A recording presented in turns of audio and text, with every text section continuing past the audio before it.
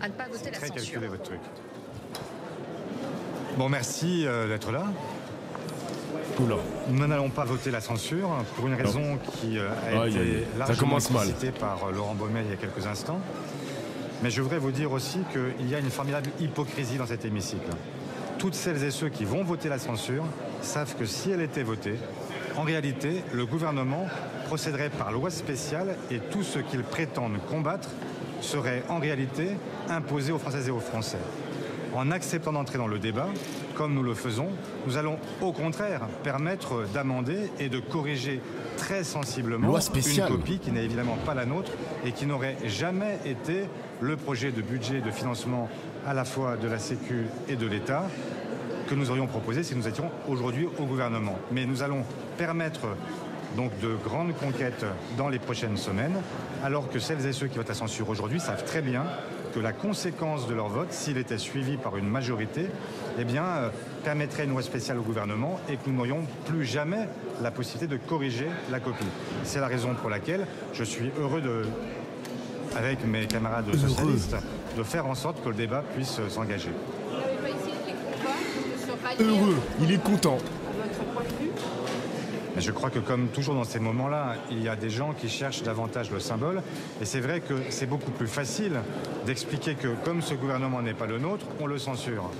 Mais que veut-on? Passer d'une censure à l'autre? Être d'un gouvernement à l'autre amené à dire qu'aucun d'entre eux ne tiendra jamais? Il n'y a pas de majorité dans ce Parlement. Aucun d'entre nous n'a la majorité. C'est vrai pour l'extrême droite, c'est vrai pour la droite, c'est vrai pour la gauche. Et donc nous sommes dans une situation où il faudra forcément agir avec un Parlement qui n'est le Parlement de personne, ou plus exactement qui est le Parlement de tout le monde. C'est Aurélie Trouvé qui a parlé. Celui que les Français ont choisi il y a un an, qui est parfaitement légitime puisqu'il est celui qui a connu finalement le taux de participation le plus élevé depuis 40 ans, et donc nous allons faire avec. Et que n'avez-vous pas fait plus tôt avec les autres gouvernements? Mais ce qui a changé avec ce gouvernement par rapport au précédent, il s'est rallié à la position défendue par tout le nouveau Front populaire de ne pas gouverner avec le 49-3 et donc d'accepter l'idée que c'est le Parlement qui est souverain. Alors chacun prendra son risque et chacun devra répondre de ses actes devant vous, devant les Françaises et les Français, parce qu'à chaque vote, chacun saura que son vote compte puisqu'il n'y aura pas de correction possible par le gouvernement en fin de parcours avec un 49-3. Qu'est-ce qui fera dans les prochaines semaines que vous pourrez censurer, monsieur Faure? Mais si le Parlement n'était pas respecté, si le gouvernement ne tenait pas ses engagements, je pense notamment à la suspension de la réforme des retraites, il va de soi que nous censurerions immédiatement. Et donc, tant que le Parlement sera respecté, tant que le gouvernement sera loyal avec le Parlement, nous ne le censurerons pas. Dès lors qu'il ne le serait plus, nous le censurerons immédiatement. Il pense qu'à la réforme des retraites, lui. Pas une question de droit, de vie ou de mort, mais c'est une évidence qu'il faut maintenant des parlementaires qui aient l'intelligence de comprendre que nous avons peut-être le moment le plus parlementaire de la 5e. Ça n'est jamais arrivé. Depuis 1958, les parlementaires font semblant d'être des députés, ils ne le sont pas. Ils ne le sont pas parce qu'à chaque fois qu'ils votent un amendement, ils savent très bien que derrière, le gouvernement reprendra la copie et fera ce qu'il voudra. Pour la première fois, nous sommes considérés pour ce que nous sommes, des législateurs. Et donc, peut-être que ça donnera lieu à des débats qui vont être des débats homériques.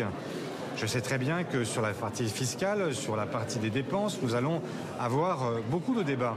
Eh bien, tant mieux. Et chacun sera appelé à la responsabilité et chacun devra répondre de ses actes devant les Françaises et les Français et dire s'il a voté la taxe Zuckman ou s'il ne l'a pas voté, s'il a préféré taxer les retraités ou taxer les milliardaires. C'est aussi simple que ça. Et donc moi je le prétends, pour nous, nous allons défendre les retraités, les malades, les gens de la classe moyenne et des classes populaires, les étudiants, les apprentis, tous ceux qui sont aujourd'hui dans le projet actuel, qui sont les premières victimes de ce gouvernement. Et nous verrons ce que chacun fait. Et on verra même dans le bloc central ce qu'ils sont prêts à faire. Est-ce qu'ils sont prêts à dire à leurs électeurs, nous avons préféré défendre Bernard Arnault ou Vincent Bolloré plutôt que celui ou celle qui bénéficie d'une retraite très faible et qui a Il aime bien cette formule, hein. Il aime bien. Est-ce qu'ils défendent les salariés ou est-ce qu'ils défendent le patronat? Eh bien, chacun sera devant sa responsabilité. C'est pas la première fois qu'il utilise cette formule.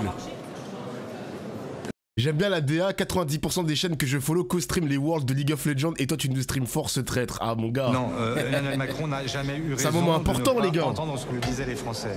Mais ce que ce gouvernement a compris plus que les autres, c'est qu'il ne pourrait pas gouverner comme les autres l'ont fait précédemment. Ils ne pourront plus procéder avec le 49.3. Ils ne pourront plus avancer sous la contrainte du parlementarisme rationalisé. Et donc chaque parlementaire sera désormais maître de ses votes. C'est un changement substantiel et c'est la raison pour laquelle nous acceptons de rentrer dans le débat. Ça ne veut pas dire que nous partageons le point de vue du gouvernement. Ça veut dire que nous sommes simplement prêts à assumer un débat parce que nous sommes des parlementaires. Merci Lutte pour le et un parlementaire, il représente, il a reçu un mandat de ses électeurs. Nous allons défendre notre mandat. Nous allons défendre ce que nous avons, les raisons pour lesquelles nous avons été choisis, mais nous n'accepterons pas évidemment la copie gouvernementale. Et si vous n'arrivez pas... Mais vous verrez bien... Non mais arrêtez avec l'histoire du NFP. Vous avez... Mais nous allons défendre dans l'hémicycle... Qu'est-ce que nous allons défendre dans l'hémicycle? Nous allons défendre ce que nous avons défendu devant nos électeurs. Quand nous suspendons la réforme des retraites, que faisons-nous sinon répondre d'abord à des gens qui ne voulaient plus de la réforme Borne? Et après, il y aura... puisque la suspension ne vaut que jusqu'en 2028, entre les deux, il y aura une élection présidentielle. Cette élection présidentielle remettra les horloges à l'heure, si j'ose dire. Si vous voulez que la réforme Borne se prolonge, votez pour les macronistes. Si vous voulez qu'elle s'interrompe, votez pour la gauche. C'est aussi simple que ça. Et donc, sur le programme du NFP, est-ce que vous croyez qu'on va défendre autre chose dans l'hémicycle que ce que nous avons défendu depuis un an? Nous allons aller dans l'hémicycle, nous défendrons la taxe Zuckman. Nous allons dans l'hémicycle et nous allons défendre les services publics. Nous allons défendre l'école, l'hôpital, les salaires, faire en sorte qu'il y ait des gains de pouvoir d'achat pour les Françaises et les Français. Nous n'allons pas défendre l'inverse, ce que nous avons toujours défendu. Mais nous allons pouvoir le faire. Et donc, ce serait absurde de dire on préfère censurer. Comme ça, on est sûr d'avoir une dissolution. Avec une dissolution, pendant ce temps-là, le gouvernement procède par loi spéciale parce que les délais seront fort clos. Et nous aurons, en réalité, tout ce que nous ne voulons pas. Je comprends pas l'argument de loi spéciale, parce que si ils vont essayer d'arracher des victoires, donc là, il y a la réforme des retraites suspendue, je pense que le bras de fer va continuer avec autre chose, peut-être sur les apprentis, on le saura plus tard, parce que là, le débat vient de commencer, mais le délire de loi spéciale, s'il utilise cet argument systématiquement, il va sans doute jamais censurer, en fait. Il va sans doute jamais censurer. Loi spéciale, loi spéciale, loi spéciale. Ah, c'est quoi cet argument-là? C'est nouveau, ça. En ouvrant le débat, nous permettons que ce truc-là cette copie-là soit corrigée. Et ce que les Françaises et les Français doivent comprendre, c'est que nous sommes les seuls à vouloir corriger la copie. Il y a des gens qui vous disent qu'ils sont pour la 6ème République, mais ils n'ont jamais été aussi présidentialistes. Ils ne rêvent que d'une chose, d'être candidats les uns les autres à la présidentielle. Oula, un petit tacle à LFI, là. L'attitude que la gauche gagne la présidentielle, je vous dirais, ok, on y va. Mais personne ne le sait. Personne ne peut en avoir la garantie. Et donc, moi, je préfère un Parlement qui est responsable et une gauche qui obtient, une gauche qui permet des avancées maintenant. Pas promettre la lune pour demain, mais permettre qu'aujourd'hui les choses changent. Ah, toutes les caméras. La copie du budget, est-ce que vous le voterez quand même? Mais vous verrez que dans l'hémicycle, la gauche, elle est unie parce qu'elle procède des mêmes électrices et des mêmes électeurs et elle défendra les mêmes idées et elle défendra les mêmes volontés de corriger en fait un budget qui est un budget très injuste, qui est un budget récessif et donc vous verrez que la gauche est parfaitement unie quand elle est dans l'hémicycle et nous serons dans la tranchée avec les uns et les autres et ce sera en fait un débat droite-gauche parce que la meilleure façon d'arriver à mettre fin à cette domination intellectuelle culturelle de l'extrême droite, c'est encore de revenir à un clivage gauche-droite où chacun saura où est l'alternative et où chacun pourra se positionner. Voilà, merci beaucoup. Voilà, le en même temps version.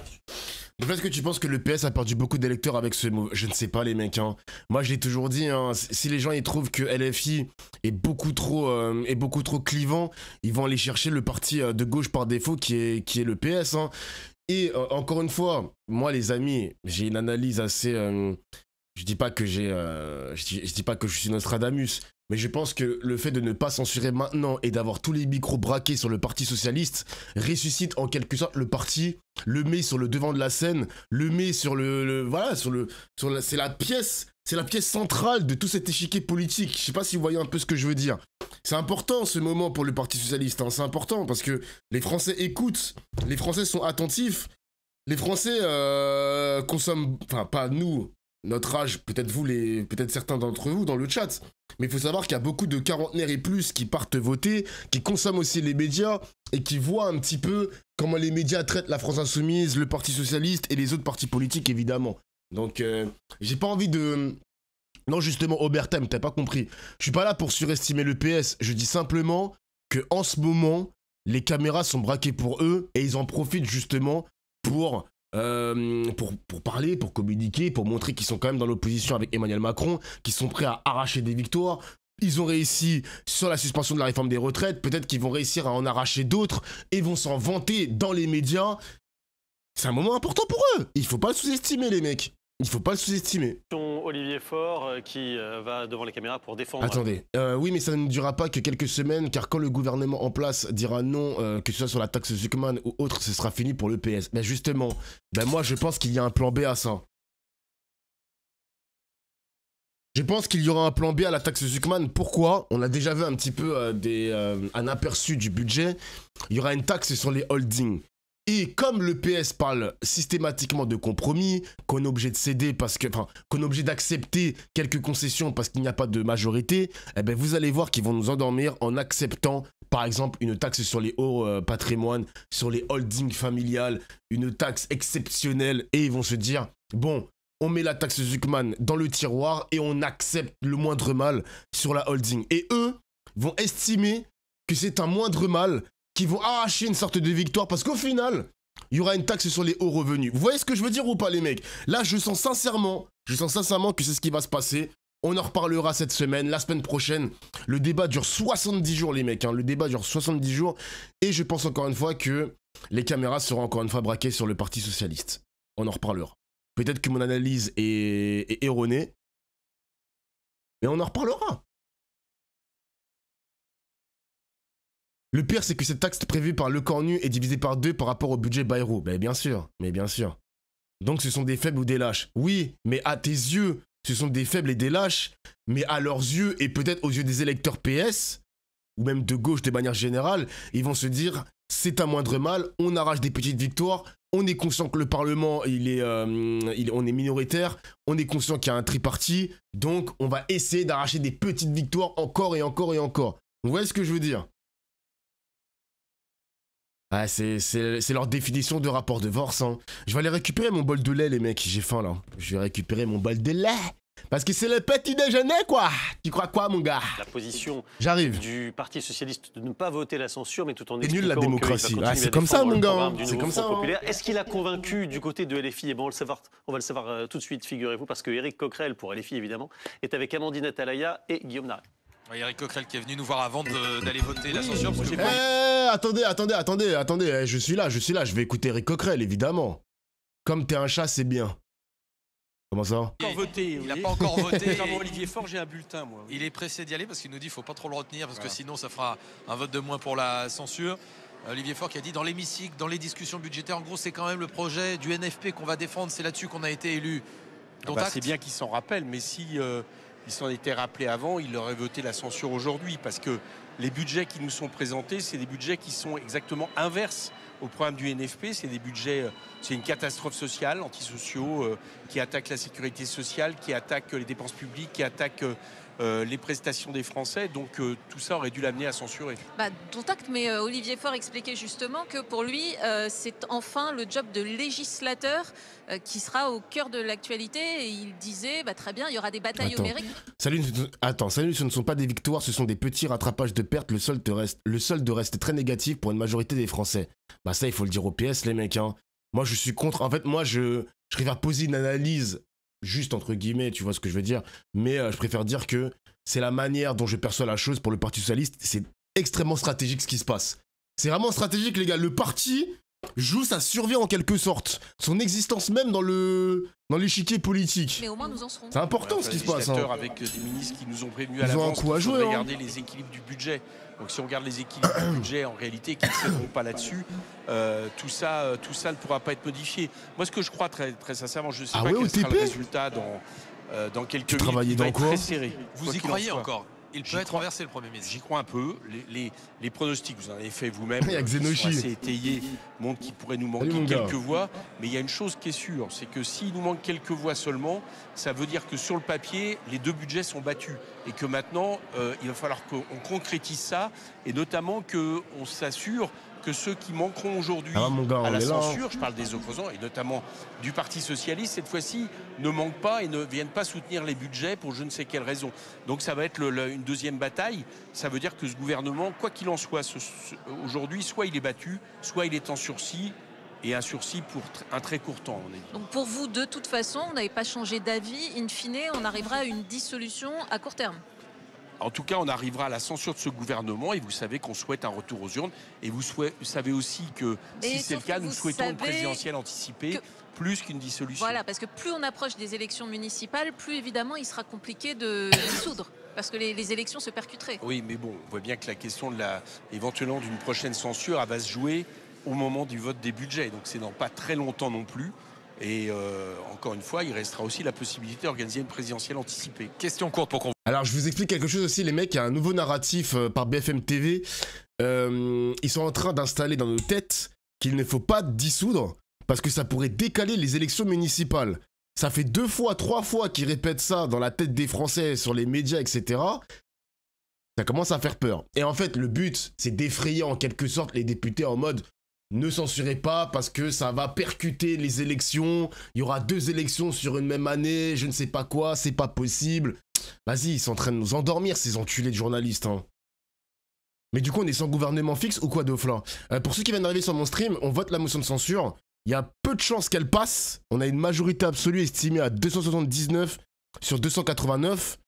Et alors, de ce que j'ai compris du côté d'Olivier Faure, j'ai l'impression que le gouvernement va peut-être passer l'hiver. À moins qu'il y ait une remontada d'enculés, il y a moyen que le gouvernement passe l'hiver. On vous laisse aller voter. Qu'est-ce que vous répondez aux socialistes comme Patrick Caner sur notre plateau hier qui a dit « Vous, la France Insoumise, vous ne servez à rien ». Bah écoutez, nous en tout cas on ne sert pas de béquille au gouvernement, à Monsieur Lecornu et à la C'est vrai, politique de Lévin, Monsieur c'est vrai ce que Macron, tu dis donc en c'est quand plus. même plus honorable. Merci Éric Coquerel. Merci. Si Éric Coquerel et merci à vous Guillaume Deray et Mandy Bon, je vais prendre mon bol de lait, là. évidemment à attraper les figures de l'Assemblée au fur et à mesure qu'elles passent derrière vous. C'est dommage que vous n'ayez pas réussi à attraper tout à l'heure Sébastien Lecornu qui est passé avec Yael Braun-Pivet. Marie Chantraille vient de dire qu'il y croit, Éric Coquerel, au vote de cette motion de censure déposée par LFI. C'est une pensée magique ou bien il a des raisons d'y croire? Peut-il dire autre chose aujourd'hui, là, en ce moment, à 20 minutes de la révélation du vote et du résultat? Franchement, ça va se jouer à peu de voix, très peu. Une Entre dizaine. 5 et 10 Ouais, une dizaine, une grosse dizaine. Mais effectivement, après la décision d'Olivier Faure et du Parti Socialiste de ne pas s'associer à cette motion de censure, même si on sait, selon nos informations, que entre 6 et 8 députés du PS braveraient ces indications. D'ailleurs, indication importante, le Premier ministre a adressé ce matin un courrier à ces députés socialistes, notamment ultramarins, souhaitant voter cette censure, tentant finalement de rappeler ses arguments, de l'importance d'aller au bout de la stabilité, du fait qu'il entend ses préoccupations. Donc voilà, il souhaite, le Premier ministre, que ce dialogue s'instaure. Et enfin, juste une précision un peu technique, est-ce qu'on va voir ceux qui vont voter déposer ce bulletin que nous a montré Éric Coquerel, et à partir du moment où on les voit, ça veut dire qu'ils ont voté Là, on est pour. bien, là. Oui, alors effectivement, tous ceux qui sont présents là aujourd'hui, on a vu notamment les rangs du bloc central, les Renaissance, les Modem et Horizon, plus que clairsemés. Il y a très peu de monde. Parce qu'en effet, eux ne vont pas voter la censure. Il n'y a que les votes pour qui sont comptabilisés. Sur les frondeurs, entre guillemets. Sur les frondeurs, alors on aura l'image ou pas? On n'aura pas l'image, mais on aura les noms. Ça, c'est important. Et c'est vrai que pour certains, il y aura toutes les personnes. Ah, mais ça, c'est bien aussi, parce que les frondeurs, ils vont peut-être les interviewer en mode pourquoi vous avez voté la censure? Expliquez-nous. Pourquoi toi, tu n'as pas voté la censure? Explique-moi. Dans leur fédération, pas mal. dans Salut, leur Mada. circonscription, chez les Républicains, il y a des électeurs qui sont très en colère du fait qu'ils ne votent pas, ils ne s'associent pas à cette censure. C'est important le petit déjeuner, le chat. C'est important, c'est important. Mais on saura s'ils l'ont fait ou pas. Mais on saura à l'issue. C'est important de se nourrir. Plus tard, après la révélation du vote, de qui a voté. Rappelle que notre président n'a pas voulu mettre un gouvernement NFP pour ne pas déstabiliser le pays MDR. Mais c'est ce que je disais lundi. J'expliquais au chat que je pense que si Lucie Casté était au pouvoir, en tout cas première ministre, on l'aurait peut-être même pas censuré. La preuve, LR veut la stabilité. Ils sont pas assez nombreux. En plus, on a fait une simulation. Hein. Si Lucie Castet était au pouvoir, il n'y aurait même pas eu de censure. Parce que LR appelle à la stabilité, le groupe macroniste appelle à la stabilité, les démocrates n'auraient pas censuré, Horizon n'aurait pas censuré, il n'y aurait que LR, le groupe Ciotti et peut-être quelques récalcitrants. Je pense que Lucie Castet n'aurait pas été censurée, genre. Ou pas cette censure. La motion Cyril- insoumise, Cyril la de Marx première a vu à les être passée au streamers. vote. Il y aura la Ouais, c'est pas une deuxième, celle dinguerie, du gros. Rassemblement national, Ah wesh. mais qui a encore moins de chances, j'ai envie de dire, de passer, parce que ne vote la motion Rassemblement national que le RN et que ses alliés ciotistes. Le reste Le ne lait s'associe pas. La France insoumise avant a dit les aujourd'hui, céréales. ne vote pas Il y a de déjà le motion lait, là. RN. On verra, et ça aussi c'est du détail, mais ça a aussi son importance, Toujours. si des républicains votent cette motion RN. Pourquoi ils pourraient être tentés de le faire? Parce qu'en cas d'une hypothétique dissolution, le RN pourrait être sensible à ces députés les républicains qui ont voté la censure, s'associant à leur motion, et donc se dire, eh bien, vous avez fait ce geste-là, peut-être que dans une élection, on ne mettra pas de candidat face à vous. C'est le calcul qui peut être fait par certains. Après, on va voir, hein, le résultat fait foi et on verra qui s'est déplacé et qui a mis ce bulletin ou pas Ouais. dans l'urne. C'est l'appel qu'a lancé Éric Ciotti, Laurent Demanne. Est-ce qu'on sent que les lignes sont en train de bouger par Mec, s'il vous plaît. Là, j'ai fini mes céréales. Il me reste du lait. Je reveux encore des céréales. Je remets dedans. Mais si je mets les céréales et après je mets le lait et que je finis les céréales et que je veux encore des céréales, je refais la même manœuvre. J'ai pas envie de refaire la même manœuvre. Autant verser à chaque fois. Genre, vous êtes fous, quoi. Vous êtes fous. Ah. Je vais regarder sur CNews s'ils ont des... je vais faire le tour des médias vite fait. Il y a une censure. Vas-y, on va écouter ce député. Putain, Morandini, sale bâtard. On va écouter ce député vite fait, là. Ah, mais ils ont invité un mec de Renaissance. Attends, on va écouter le clash. Attendons le résultat. Est-ce que... Pourquoi? Mais par exemple, en matière énergétique, on est plus pour ce le fils de nucléaire pute ou de on est plus Morandini. pour les éoliennes? Pardon, Savoir comment on va produire une électricité Pas de gros mots, pas de demain gros mots, qui pas va de gros coûter mots. moins Même cher. vous le faites au Et bien ça Parlement se européen. décide, par exemple. Savoir si on est pour une justice moins laxiste comme le veulent les Français, par exemple. Et bien ça aussi, ça se décide par des lois. Donc entre le programme ELV, LFI et nous, il y a des divergences totales. Savoir si Alexis on est Isard pour- vous dit si au on- Parlement européen, savoir vous si faites on des est pour- compromis. Même qu'eurodéputé est Savoir si on obligé est de faire pour- des compromis pour passer savoir- des sujets au Parlement Mais- européen, et je crois que c'est un eurodéputé qui y siège et qui travaille, donc je suis certain que vous le faites. Non mais on peut s'arranger. Il y a certains sujets où on peut être partiellement d'accord Allez, avec. Victor, je sais pas, faisons-le. là, je remets des Mais céréales. c'est sur, Je non, mais les mets dans c'est mon bol. sur des sujets où il peut y avoir un consensus, mais c'est minoritaire. Nous, sur la plupart des sujets, évidemment, quand on est opposé à par exemple au pacte vert qui pénalise nos entreprises, notre agriculture, évidemment qu'on va s'y opposer.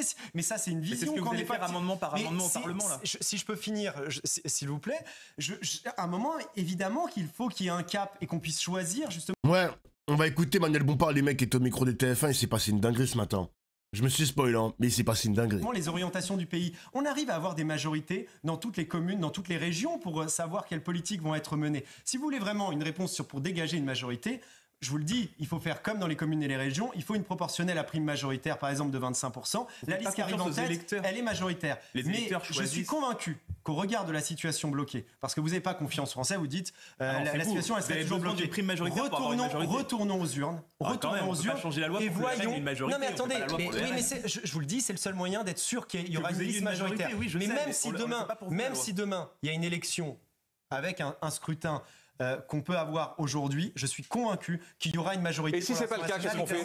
Et si c'est pas le cas, parce que attends, non, mais oui, mais vous aussi vous parlez au conditionnel. Excusez-moi, Bien sûr. c'est vous qui Mais inventez que moi, vous allez avoir une je suis majorité. convaincu que Juste les attendez, Français Alexander n'auraient plus Alexander ce Nicolic, lors des dernières législatives, tout le monde nous annonçait que le Rassemblement national serait majoritaire. Je vous réponds juste. Tout le monde. Sondage Odoxa.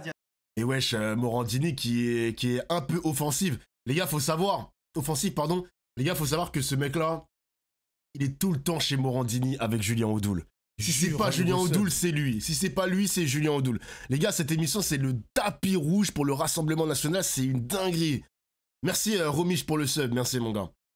Vous inquiétez pas les mecs, on va pas rester là-dessus très longtemps. C'est juste pour faire le tour un petit peu des différents députés qui passent sur BFM TV, France Info, CNews, etc., etc. 2 semaines. D'accord, mais c'était pareil, mais les sondages c'était pareil. 31% des Français qui ont fait Morandini qui est offensif, c'est rare ça. Anti-RN sur le second tour disent qu'ils ne le referont plus. Ok, d'accord. 53%. Si vous n'avez pas la majorité, s'il y a une dissolution et que vous n'avez pas la majorité, qu'est-ce qu'on fait? Qu'est-ce qu'on fait?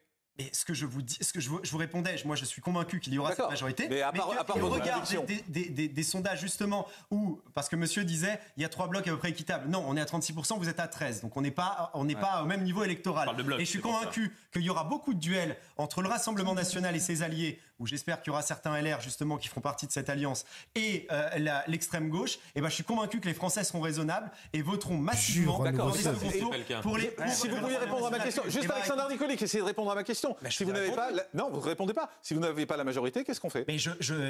Mais honnêtement, je pense qu'on aurait au moins une.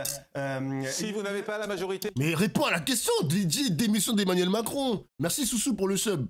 Une majorité relative, mais au moins, et qu'avec les alliés qu'on pourrait avoir sur des votes très précis, on pourrait enfin faire en sorte. Mais LR veut pas voter avec vous. Bah, ça dépendra quel député LR veut pas. Ils n'arrêtent pas de le dire. Et je pense que justement, ça sera une des raisons de plus qui nous amènera à avoir cette majorité parce que beaucoup d'électeurs LR. Mais c'est un peu la méthode Coué, je suis désolé, c'est un peu la méthode Coué que vous faites. Mais non, mais écoutez, on peut parler fictivement. Moi, vous parlez fictivement.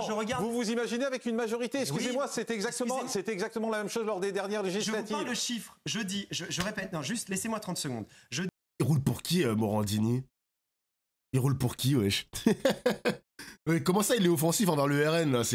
C'est fake, les mecs, c'est fake, je rigole. Mais vous les avez depuis tout à l'heure. Un peu fake, hein. Quand 31% des Français qui ont fait le barrage anti-RN disent je ne le referai plus, quand 53% des Français disent aujourd'hui je suis contre ce barrage, donc pour le second tour, il roule pour la thune. Les derniers sondages lors des législatives vous donnaient largement majoritaire. Non, c'est bien sûr. Non, il ne donnait pas majoritaire. Mais bien sûr, vous étiez majoritaire. Il donnait une majorité relative. Il nous donnait à 200 et quelques. Non, c'est vrai. Bon, en tout cas, on ne sait pas ce qu'on fait si vous n'avez pas la majorité. Mais j'ai pas réussi à savoir. Ça fait 5 minutes, j'ai pas réussi à savoir. On ne sait pas non plus s'ils l'ont d'ailleurs. Vous comme moi, on ne sait pas si on l'aura. Non, mais si vous ne l'avez pas. Mais excusez-moi, quand on prévoit l'avenir. Jure, l'élection bloquée. Moi, j'ai pas préféré. Moi, j'essaie de comprendre. J'imagine les deux cas. Alexandre Nicolic, j'imagine les deux cas. Premier cas, vous avez la majorité. Ok. Deuxième cas, vous ne l'avez pas. Oh, merci pour les 5 secondes, Fedaïm. Deuxième cas, effectivement, on est dans la situation, mais vous avez ce premier cas où au moins on sort de cette situation-là. Et si on est dans la même situation, on fait quoi? Les Français n'ont pas envie de compter pour ça. Et donc, je suis convaincu qu'ils nous la donneront. Mais si la situation, vous évoquez ce deuxième cas, où il y a moins de chances. J'évoque les deux cas, où vous l'avez ou vous l'avez pas. Un cas où il y a moins de chances. On va pas répondre. S'il arrive, on serait dans la même situation bloqué. Alors continuons dans la situation bloquée. Et on fait quoi? En tout cas, permettez-moi de vous dire qu'on a plus de chances, en tout cas, d'avoir une situation débloquée si on repart aux urnes plutôt que cette situation. Je vous ai connu plus franc. Là, vous êtes en train de rentrer dans la langue de bois des autres partis et de pas répondre aux questions. C'est assez rare de votre côté. Excusez-moi. Mais je vous ai répondu. Non, vous répondez pas. Vous répondez pas. Sur le blocage, vous répondez pas. Mais je vous ai dit. Vous arrêtez pas de me dire ah oui mais c'est pas possible, on n'y croit pas, etc. S'il y a un blocage, qu'est-ce qu'on fait? Mais au pire des cas, oui, on aura plus de députés qu'aujourd'hui. Oui, d'accord. Et donc on pèsera plus effectivement, mais au pire des cas, on se retrouvera dans une situation comparable à celle d'aujourd'hui. Et donc on fait quoi? On sera coincé pareil. Pire des cas. On sera coincé pareil. Eh bien, mais il est con quoi le député? Comme 70% des Français, à un moment, Emmanuel Macron devra prendre ses responsabilités. Voilà. Et ben on y arrive. Voilà, on y arrive. Putain, je savais en plus que Morandini, il voulait essayer de lui faire arracher le truc de démission, destitution. Enfin, il parle. Enfin! Waouh, c'est une dinguerie! Mais c'est dur de lui arracher les verres du nez. Il y a beaucoup plus de chances que les Français. Enfin! Anna Zoé.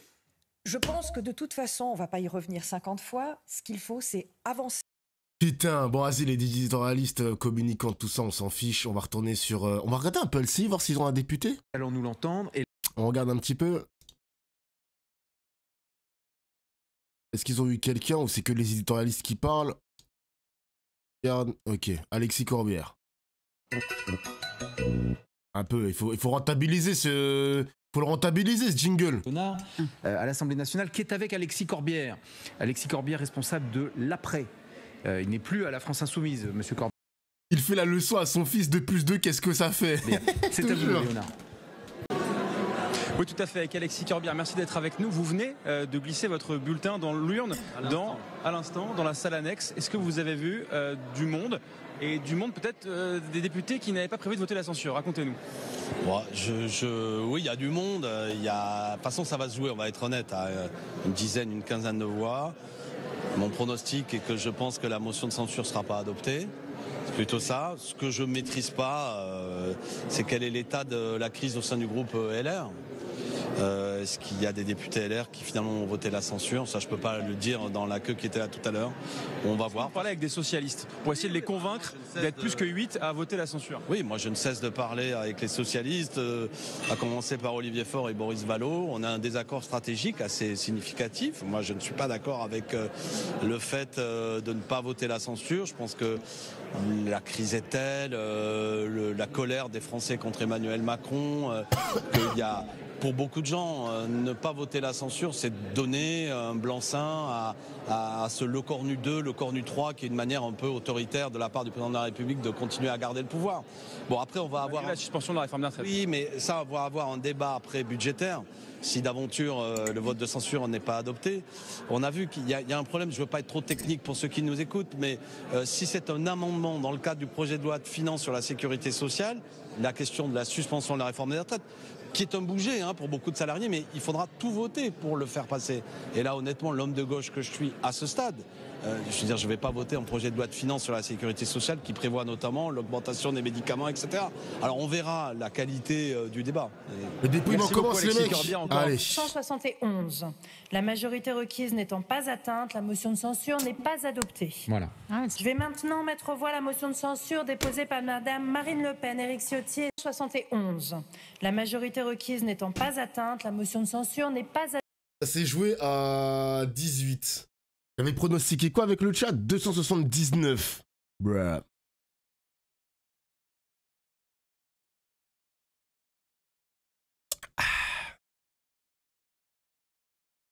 N'empêche, j'aimerais bien avoir les noms.